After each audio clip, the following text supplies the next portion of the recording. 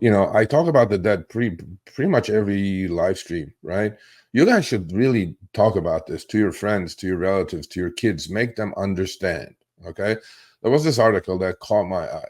So we have, let's say, according to the last census, we have 365 million people in the United States, counted heads. I'm sure it's a lot more with the illegals and all that stuff going on.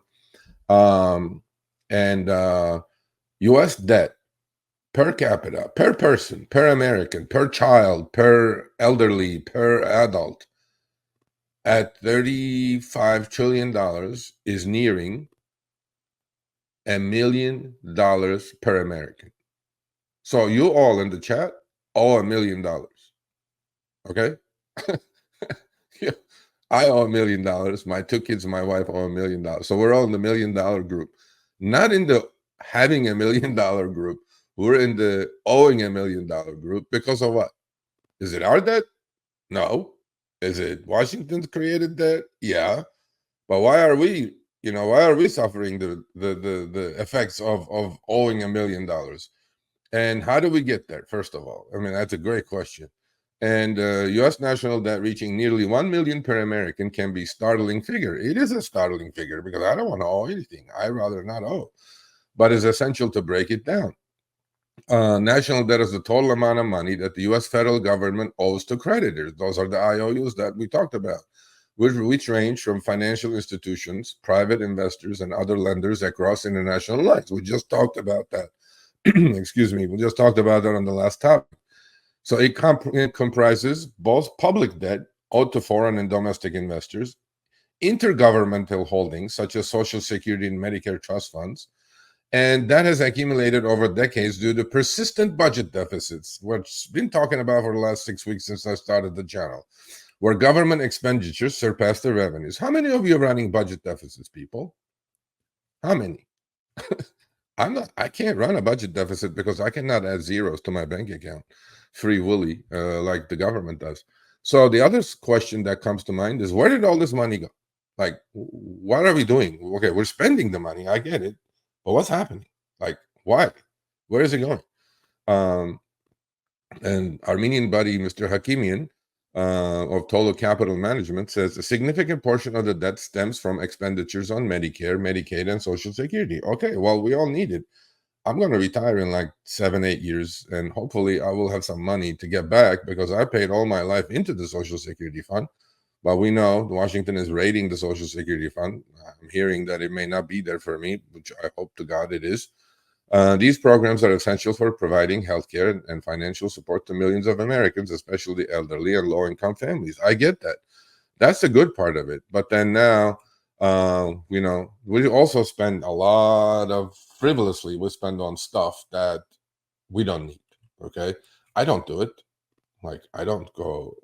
I know my budget. I know what's coming in. I know what's going out. I know the pipeline coming in, what the diameter of it is, and I know what is going out. So I'm like, if I can do it, why can't the government do it? Yes, the government has to deal with unexpected events, okay, such as the pandemic.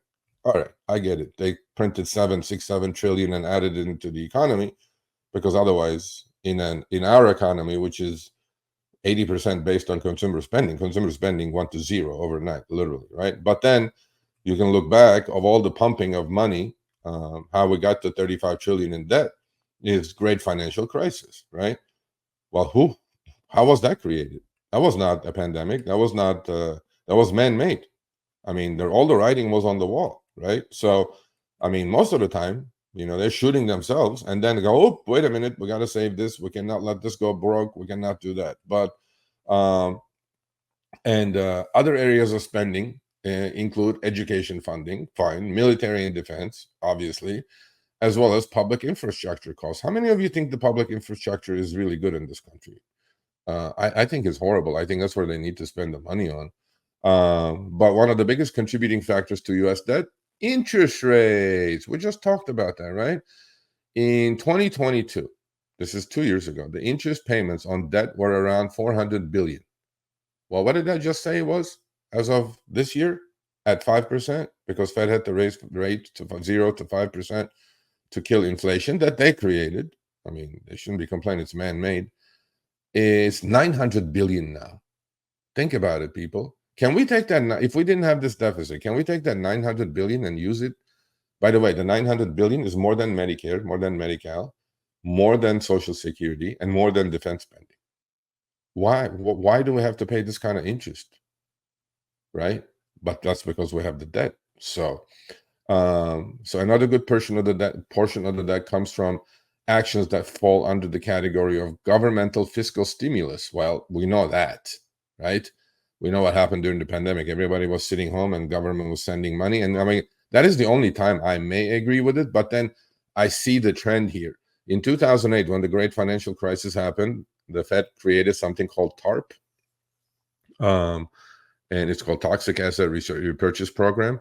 And they literally bought everybody's underwear as collateral and issued money. And to save all these banks in 2008 that were going under, like the Countrywides, like the, all these mortgage, brokers, like the Century Financials, like the Wachovias, like the Washington Mutuals, what they did is they created this fund called TARP, and it was only $800 billion. Then the European crisis hit, they had to pump $3 to $3.5 trillion.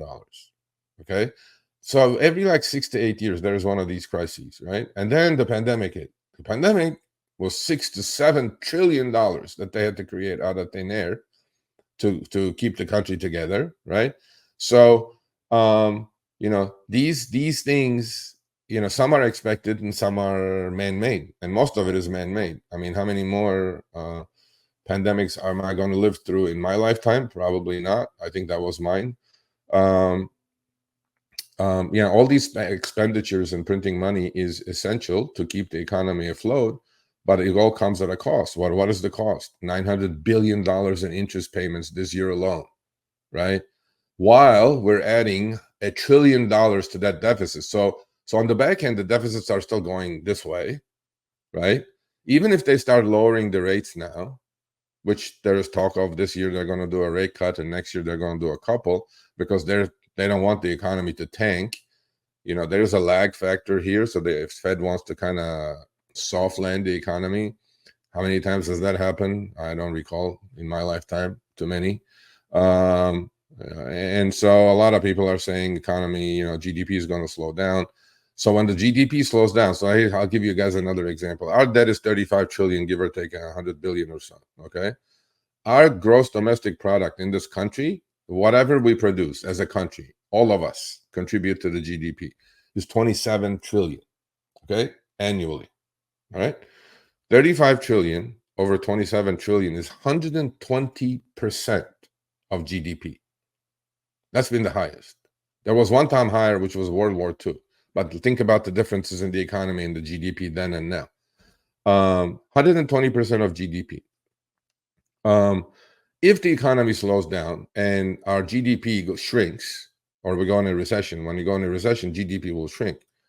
What if the GDP shrinks? So GDP is going to go this way, and debt is going to go this way, and it keeps going this way by $1 trillion every 100 days. Do you guys see what's happening here? I don't know. I'm not liking it. I mean, I'm okay. I'm going to live another, hopefully 20, 25 years and then be gone. But I feel horrible for my kids. One is 20 going to college. The other one is just in high school. What is their future like? I don't know. I wish I could live to be 120 and see what's going to happen to all this. But yeah, I mean, and why should we care, right? I mean, I just talked about my kids. I don't know how much more I can care about it. It's crucial for the general consumers to understand why that matters. And high national debt can lead to higher taxes. Well, yeah, because, I mean, first of all, this debt is never going to get paid back, ever. I've decided on that. I had hopes, but I don't think it's ever going to get paid back. It's just kicking the can down the road.